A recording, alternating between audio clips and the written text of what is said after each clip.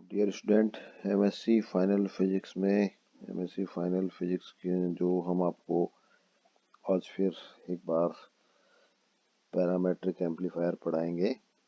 Parametric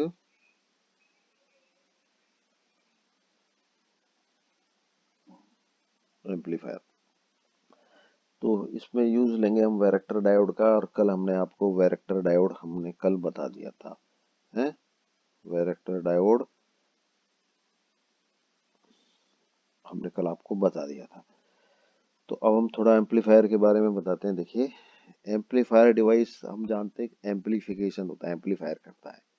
हम्म, तो amplification में एक सिग्नल होता है इनपुट, और हमको आउटपुट मिलता है जो उसका मैग्नीफाइड या ज़्यादा एनर्जी, ज़्यादा पावर, ज़्यादा वोल्टेज, ज़्यादा करंट का रूप होता है।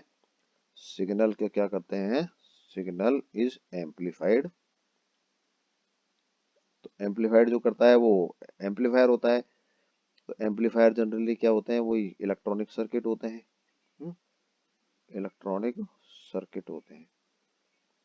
तो ये भी एक इलेक्ट्रॉनिक सर्किट है। तो पैरामेट्रिक जो वर्ड आया है वो थोड़ा यहाँ पर है। तो एक जैसे मैं आपको एक एग्जांपल बताता हूँ। लेजर का आपने पढ़ा होगा। देखिए, लेजर लेजर हम जानते हैं। लेजर भी क्या है, एक light amplification by stimulated emission of radiation. तो यहाँ पर ए वर्ड आ रहा है, ये क्या है, एम्पलीफिकेशन। तो तो ये ऑप्टिकल एम्पलीफायर है एक तरह का। तो ये भी यहाँ पर एम्पलीफायर यूज आ रहा है। तो इस तरह की जो एप्लीकेशन है वो हम इलेक्ट्रॉनिक्स में यूज लेते हैं। इस तरह की चीज जो लेजर वाला एम्पलीफिकेशन, प्रिंसिपल मतलब इस प्रिंसिपल को। लेजर में क्या होता है, देखिए लेजर में मैं आपको थोड़ा सा बता देता हूँ।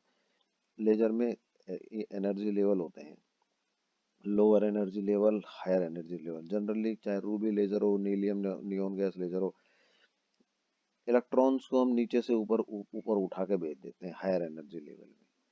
और इस प्रोसेस को कहते हैं ऑप्टिकल पंपिंग। क्या कहते हैं इसको, ऑप्टिकल पंपिंग। और फिर इलेक्ट्रॉन अपने आप एक दूसरे एनर्जी लेवल में आता है जो मेटा स्टेबल होता है, और मेटा स्टेबल से और यहाँ से हमको ये लेजर मिलती है। ये क्या मिलती है, लेजर मिलती है, ये वाला ट्रांजिशन से। इस मेटा स्टेबल, ये मेटा स्टेबल स्टेट होता है। तो यहाँ से यहाँ तक कोई लेजर नहीं मिलती, ये non layer, non laser, non radiative transmission होता है, और ये लेजर वाला होता है। तो यहाँ पर देखिए, हमने यहाँ से सप्लाई किया, पंपिंग क्या किया, सप्लाई किया, यहाँ से एनर्जी सप्लाई की, इसको ऊपर पहुंचाया। तो ये दोनों एनर्जी लेवल अलग अलग है, इनकी कुछ फ्रीक्वेंसी होगी जिससे जिस फ्रीक्वेंसी का डिफरेंस होता है एनर्जी लेवल में, ई बराबर एच न्यू है। तो इसका न्यू है अलग है, और ये हमको एनर्जी मिली जो दूसरी फ्रीक्वेंसी में मिली। तो एक फ्रीक्वेंसी पर तो हमने क्या किया, एनर्जी सप्लाई की, और दूसरी फ्रीक्वेंसी की हमको एनर्जी मिली। तो यहाँ भी पैरामेट्रिक एम्पलीफायर में भी क्या होता है कि दो फ्रीक्वेंसी हो गई, एक पंपिंग फ्रीक्वेंसी हो गई, टू फ्रीक्वेंसी पर। देखिए, टू फ्रीक्वेंसीज, पहले सिग्नल की फ्रीक्वेंसी, एसी सिग्नल की फ्रीक्वेंसी, और दूसरी पंपिंग फ्रीक्वेंसी। तो पंपिंग फ्रीक्वेंसी और सिग्नल की फ्रीक्वेंसी, तो एक फ्रीक्वेंसी जो सिग्नल की, तो ये तो एम्पलीफाइड होती है, और ये पंपिंग फ्रीक्वेंसी ये एनर्जी सप्लाई करती है। तो यही प्रिंसिपल पैरामेट्रिक एम्पलीफायर में होता है कि यहाँ पर एक पंपिंग फ्रीक्वेंसी होगी, एसी, दोनों एसी फ्रीक्वेंसी है। देख, फ्रीक्वेंसी का मतलब एसी है। तो एक पंपिंग फ्रीक्वेंसी होगी पैरामेट्रिक पहले एम्पलीफायर में, क्या होगा, पैरामेट्रिक पैरामेट्रिक एम्पलीफिकेशन में क्या होगा, एक पंपिंग फ्रीक्वेंसी होगी, पंपिंग सिग्नल होगा, या पंपिंग फ्रीक्वेंसी पर एक हम वोल्टेज या वोल्टेज अप्लाई करेंगे। फ्रीक्वेंसी पर वोल्टेज सोर्स होगा या सोर्स होगा एक। और दूसरा होगा सिग्नल, सिग्नल की फ्रीक्वेंसी होगी जिसको हम एम्पलीफाई करेंगे। ये क्या होगा, इसको एम्पलीफिकेशन होगा। जैसा लेजर में हो रहा है ना, वो इलेक्ट्रॉनिक्स में ले आए हम उस चीज को। तो इस तरह के एम्पलीफायर होते हैं, वो पैरामीट्रिक एम्पलीफायर होते हैं, यानी कि एक फ्रिक्वेंसी पर एनर्जी को सप्लाई करें और हम क्या करें, दूसरी फ्रिक्वेंसी पर उसको सिग्नल की फ्रिक्वेंसी को एम्पलीफाई करें। सप्लाई और एम्पलीफिकेशन दोनों अलग अलग होंगे। तो हम इसको ऐसा लिख सकते हैं कि प्रिंसिपल ऑफ पैरामीट्रिक एम्पलीफायर्स में increasing the energy of signal at one frequency by supplying energy at some other frequency। तो प्रिंसिपल क्या है इसका, देखो मैं increasing the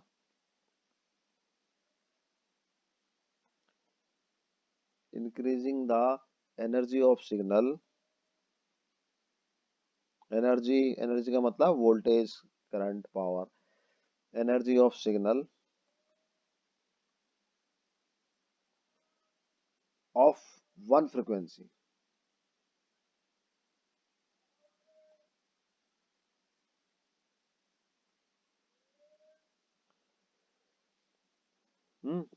signal of one frequency, signal यहाँ पर क्या हो गया, वीएस वोल्टेज सिग्नल, और इसकी फ्रीक्वेंसी क्या हो गई, एफएस फ्रीक्वेंसी हुई।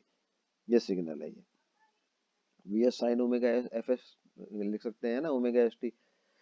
बाई सप्लाइंग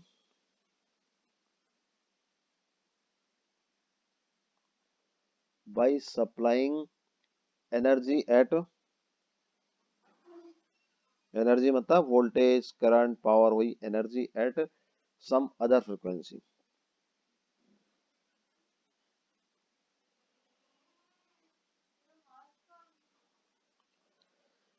तो ये फ्रीक्वेंसी के एम्पलीफायर हैं एक तरह से, है। जनरल में क्या होता है, देखिए नॉर्मल एम्पलीफायर जो होता है ना, नॉर्मल एम्पलीफायर जो क्या करता है, नॉर्मल एम्पलीफायर में सिग्नल की वैल्यू या सिग्नल की एनर्जी वोल्टेज बढ़ाई जाती है, और किस कॉस्ट पे बढ़ाई जाती है, वो डीसी बैटरी की कॉस्ट पे बढ़ाई जाती है। तो नॉर्मल एम्पलीफायर क्या होता है, नॉर्मल एम्पलीफायर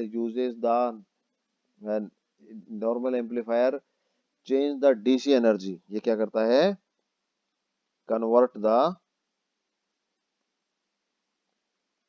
डीसी एनर्जी। मतलब वो बैटरी लगाते हैं ना हम, एम्पलीफायर देख आपने पढ़ा होगा, एम्पलीफायर में जो इनपुट सिग्नल के साथ साथ बैटरी डीसी वोल्टेज लगाते हैं। तो वो DC energy into AC energy. देखिए कहीं ना कहीं से तो एनर्जी आती है।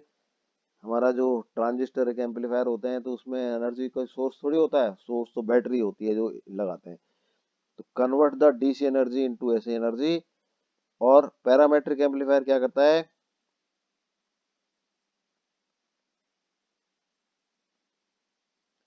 कन्वर्ट द एसी एनर्जी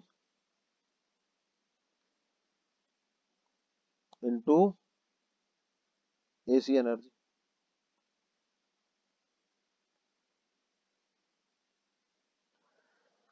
तो यहाँ पर देखिए, यहाँ convert the AC energy into AC energy. ये एसी एनर्जी की फ्रीक्वेंसी होती है एफपी फ्रीक्वेंसी, पंप फ्रीक्वेंसी, और इनटू किस फ्रीक्वेंसी में करता है, ये एफएस सिग्नल की फ्रीक्वेंसी में करता है। हम्म तो ये हमारा, यूं समझ लीजिए, इसका प्रिंसिपल हुआ। तो दूसरा क्या होता है कि नॉर्मल एम्पलीफायर होता है, वो नॉन लीनियर रेजिस्टेंस को जो प्रॉपर्टी है उसको यूज करता है। नॉर्मल एम्पलीफायर,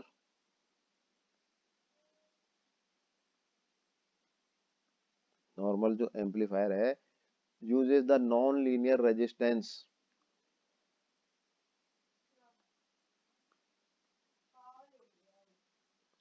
नॉन लीनियर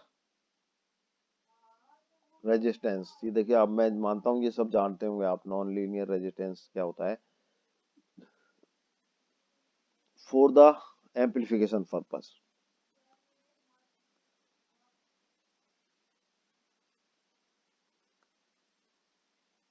पढ़ा होगा ना आपने, एंड एम्पलीफायरों के बारे में तो नॉन लीनियर उसमें जरूरी है, नॉन लीनियरिटी नहीं हुई उसके वोल्टेज करंट ग्राफ में तो वो एम्पलीफिकेशन ही नहीं होगा।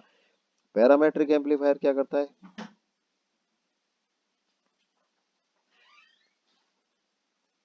uses the non-linear reactance for the amplification purpose। अब देखिए नॉन लीनियर रिएक्टेंस, ये आपको अब समझ आ गया होगा, वैरेक्टर डायोड होता है। नॉन,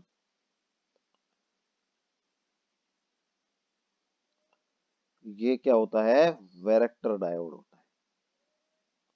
वैरेक्टर डायोड में मैंने बताया था ना कि रिवर्स बायस की वोल्टेज बढ़ाते हैं तो उसका रिएक्टेंस मतलब कैपेसिटेंस है, ये कैपेसिटेंस है ना, यहाँ पर वोल्टेज है और ये इसका कैपेसिटेंस है, वो उसका वो टाइम के साथ ऐसे चेंज होता है। तो रिएक्टेंस एसी वोल्टेज पे डिपेंड करता है। तो non linear reactance varactor diode है। तो यहाँ पर आप समझ गए पैरेलल एम्पलीफायर में वैरेक्टर डायोड क्यों यूज होता है, ये आपको समझ आ गया होगा अब आपको। तो हेंस वैरेक्टर डायोड यूजेज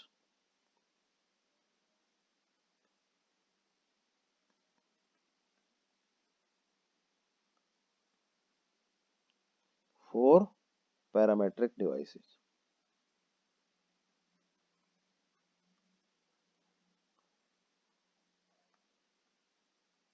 क्योंकि नॉन लीनियर रिएक्टेंस इसी में ही होता है।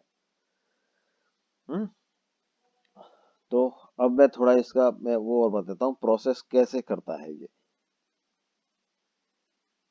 Process of amplification.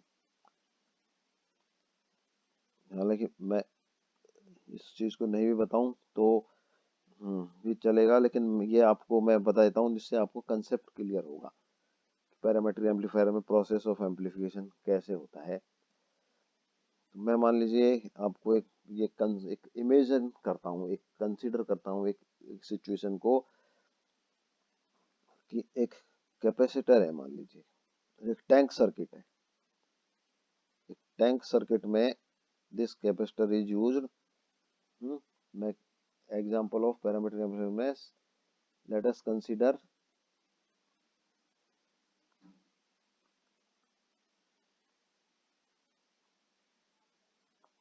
A tank circuit.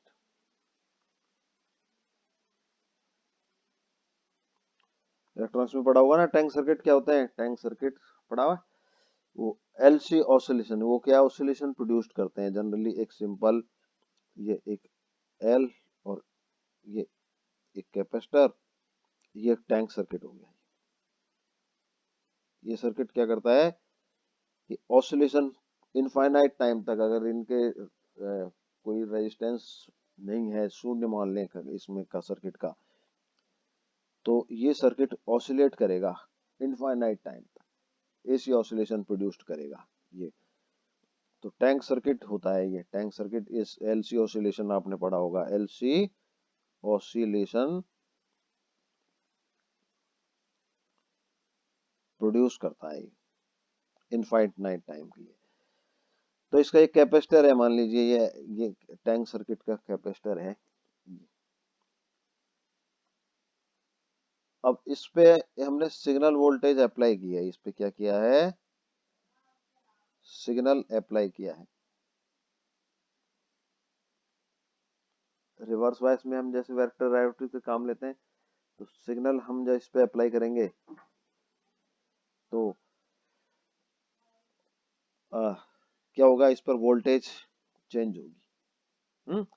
Signal apply से क्या होगा, वोल्टेज चेंज पीरियडिकली, वोल्टेज क्या होगी इस पे, पीरियडिकली चेंज होगी वोल्टेज। तो एफ एस सिग्नल की फ्रीक्वेंसी है, इस फ्रीक्वेंसी से चेंज होगी ये। और इसका मान लें एम्पलीट्यूड वी एस मान लेते हैं, तो वी एस मैक्सिमम वैल्यू है, ऐसे ऐसे ऐसे ऐसे सिग्नल से चेंज होगा था ये। हम्म। अब हम क्या करते हैं, मान लीजिए इस पर वोल्टेज चेंज होती है, ये प्लस होता है फिर नेगेटिव होता है, यहाँ प्लस होता है फिर ये नेगेटिव होता है, थोड़ी देर बाद जीरो वोल्टेज हो जाती है। एलसी ऑसिलेशन में ऐसे ही होता है ना, कैपेसिटर चार्ज, यहाँ पर चार्ज बढ़ता है फिर मैक्सिमम हो जाता है, फिर जीरो हो जाता है थोड़ी देर बाद दोनों प्लेटों पर, फिर उल्टा होता है, यहाँ पर नेगेटिव चार्ज हो जाता है इस प्लेट पे, इसे फिर पॉजिटिव हो जाता है।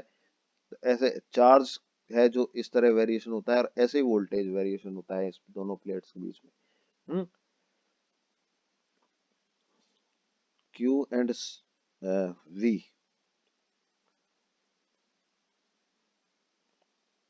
एज साइन वेव, साइनो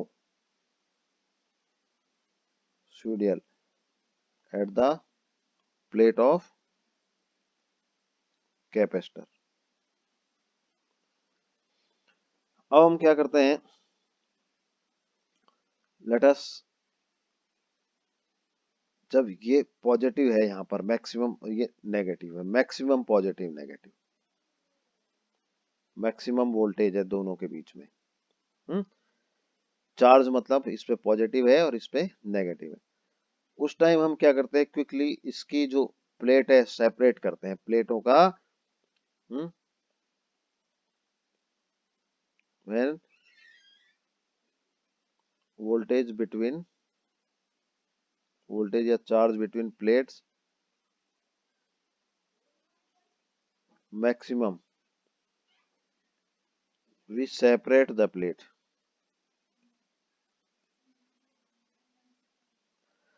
हम इनके बीच की सेपरेशन यानी कि डिस्टेंस डी बढ़ाते हैं। देखिए यहाँ पर जो वो होता है वी, वी बराबर तो क्या होता है Q by C, Q charge है, वी वोल्टेज है, वी और क्यू साइनोसोडियली चेंज होते हैं। कैपेसिटी इसकी किसके बराबर होती है, एप्सिलॉन ए अपॉन डी। ये कैपेसिटी चेंज नहीं होती, ये रिजिड फिक्स होती है। ये सिर्फ कब चेंज होगी, या तो एरिया चेंज किया जाए, या डिस्टेंस प्लेट की चेंज की जाए, या इनके बीच का डाइलेक्ट्रिक मटेरियल चेंज किया जाए, तब कैपेसिटी चेंज होगी। हम क्या कर रहे हैं, देखिए डी बढ़ा रहे हैं ना, तो कैपेसिटी सेपरेट कर रहे हैं, separate the plates, we separate the plates, तो सी डिक्रीज होता है। सी डिक्रीज क्या होगा, तो क्या होगा इसका, ये सी डिक्रीज हो गया तो इसकी वोल्टेज बढ़ जाएगी, वोल्टेज बढ़ जाएगी, क्योंकि ये फॉर्मूला सी डिक्रीज हुआ है तो voltage between the plate increase. तो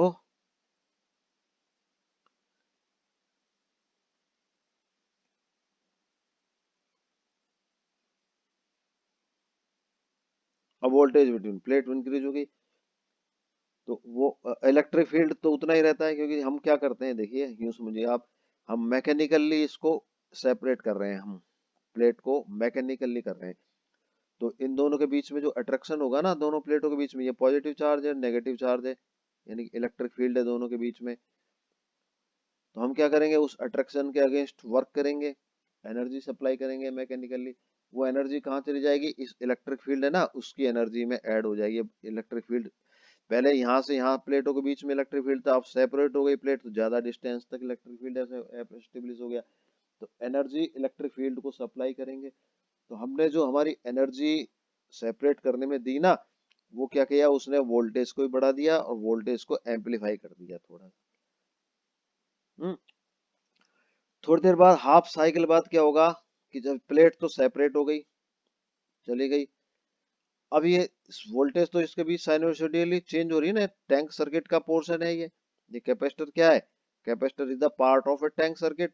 तो थोड़ी देर बाद क्या होगा, यहाँ वोल्टेज दोनों पे जीरो हो जाएगी, हो जाएगी, यानी कि नए इस पे चार्ज है नए इस पे चार्ज है। तो फिर हम इसको क्या करते हैं, पास में ले आते हैं मैकेनिकली। जब हम पास लाते हैं, देखिए अब कोई अट्रैक्शन नहीं है, तो अब इसको न कोई अट्रैक्शन है न कोई रिपल्शन है, तो लाने में कोई एनर्जी या वर्क करना ही नहीं पड़ेगा हमको, अट्रैक्शन या रिपल्शन के वगैरह, तो कोई वर्क नहीं करना पड़ेगा हमको। तो energy is not supply to electric field, कोई दिक्कत नहीं है। तो हम इसको वापस इधर ले आते हैं जीरो वोल्ट पर, और फिर क्या होगा थोड़ी देर बाद, अब वोल्टेज साइनोसॉइडली चेंज हो रही है, यहाँ प्लस हो गया यहाँ माइनस हो गया, आधे साइकिल बाद, हाफ साइकिल बाद, तो ये पोजीशन हो जाएगी। ऐसे होता है ना। चौथाई साइकिल बाद वोल्टेज मैक्सिमम, आधे साइकिल बाद वोल्टेज जीरो, फिर 3/4 साइकिल बाद वोल्टेज नेगेटिव साइड में मैक्सिमम। फिर हम इसको फिर सेपरेट कर देते हैं, फिर हम एनर्जी सप्लाई कर देते हैं। तो फिर क्या होगा, वोल्टेज को फिर हम एक बार बढ़ा देते हैं। तो एक साइकिल में हमने क्या किया, 2 बार हमने इसको, इसकी वोल्टेज को बढ़ाया। तो ये हम जो सेपरेट कर रहे हैं ना, मैकेनिकल सेपरेशन, ये यूं समझ लीजिए पंपिंग है। Mechanical separation just like as pumping. Voltage 2 बार बढ़ा दी हमने, देखिए है ना, आप समझ रहे हैं इसको। वो एक साइकिल तो उसकी थी वीएस की, हमने 2 बार पंपिंग की फ्रीक्वेंसी डबल कर दी। तो एफ एस से और उसकी फ्रीक्वेंसी एफ पी, दोनों में क्या डिफरेंस था, F P is double of 2 F S, double frequency से पंपिंग की एफ पी। तो 2 बार एनर्जी बढ़ाई हमने इसको, है। तो ऐसे इसका वोल्टेज बढ़ गई ना। तो हर बार क्या करते हैं हम, इसको पॉजिटिव हुआ, मैकेनिकल पंपिंग की सेपरेशन किया, तो बाय मैकेनिकल पंपिंग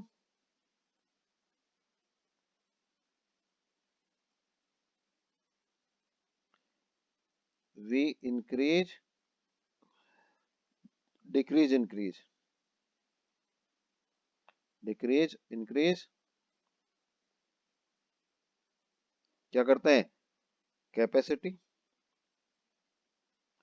वोल्टेज और चार्ज। तो एम्पलीफिकेशन होता है इसमें, है, हेंस वोल्टेज अकर्स। ये प्रिंसिपल क्या है, हम इलेक्ट्रॉनिकली करते हैं। अब इलेक्ट्रॉनिकली पंपिंग की जाती है वैरेक्टर डायोड में। तो वैरेक्टर डायोड की प्रॉपर्टी क्या होती है, वही कैपेसिटी इंक्रीज डिक्रीज होती है वोल्टेज के साथ। तो वहां पर भी हम क्या करते हैं, वैरेक्टर डायोड में, वैरेक्टर डायोड ऐसा ऐसा डायोड होता है, ये यहाँ पर एक ये सिंबल होता है इसका, वैरेक्टर डायोड का, ये वैरेक्टर डायोड का सिंबल होता है। जनरली इसको एक इस तरह से भी लिख देते हैं, वेरिएबल कैपेसिटर। ये, तो इस वैरेक्टर डायोड पे हम 2 फ्रीक्वेंसी लगाते हैं इलेक्ट्रॉनिकल पंपिंग, एक सिग्नल और एक पंपिंग। हम्म 2 फ्रीक्वेंसी, पंपिंग फ्रीक्वेंसी सिग्नल से ज्यादा होती है, डबल भी हो सकती है, ट्रिपल भी हो सकती है। यहाँ पर हम देखिए मैकेनिकल पंपिंग कर रहे थे ना हम, एक सिग्नल साइकिल में 2 बार कर रहे थे, एक बार 2 बार, हम इसको 4 बार भी कर सकते हैं, 6 बार भी कर सकते हैं, हम कई बार कर सकते हैं इंटीजर वैल्यू में। हर बार हमको वोल्टेज बढ़ती हुई मिलेगी। तो यही चीज क्या होता है, इलेक्ट्रॉनिक पंपिंग की जाती है। एक वैरेक्टर डायोड होता है, उस पर सिग्नल अप्लाई की जाती है, इस पे एक तो क्या सिग्नल किया अप्लाई किया जाता है, सिग्नल अप्लाई किया जाता है, और एक इस पे सिग्नल अप्लाई किया जाता है एफ एस फ्रीक्वेंसी पर, एक इस पे एफ पी फ्रीक्वेंसी पर पंप अप्लाई किया जाता है। तो ये दोनों मिलकर क्या होते हैं कि एफ पी से इसका कैपेसिटेंस बढ़ता है कम होता है, कैपेसिटेंस बढ़ता है कम होता है, तो वो क्या होता है, सिग्नल की वैल्यू बढ़ाया जाता है, जैसा यहाँ पर हो रहा था। तो electronic pumping is just like mechanical pumping, वहां पर हम प्लेट को मैन्युअली इधर उधर न करके एफपी से, एफपी यानी कि पंपिंग से, पंपिंग इंक्रीज कैपेसिटी,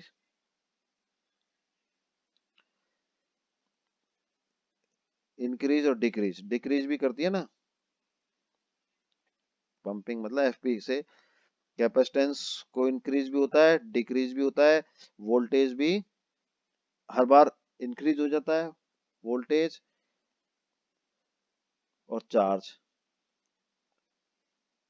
तो हम क्या करेंगे कि एक वैरेक्टर डायोड लेंगे, उस पे सिग्नल अप्लाई करेंगे, पंपिंग भी अप्लाई करेंगे, और आउटपुट में हमको इंक्रीज्ड वोल्टेज या जो भी मिलेगा वो हमको एम्पलीफाई होकर के मिलेगा। तो मैंने आज प्रिंसिपल तक तो बता दिया है, कल हम एक्चुअल सर्किट देखेंगे इसका। Thank you.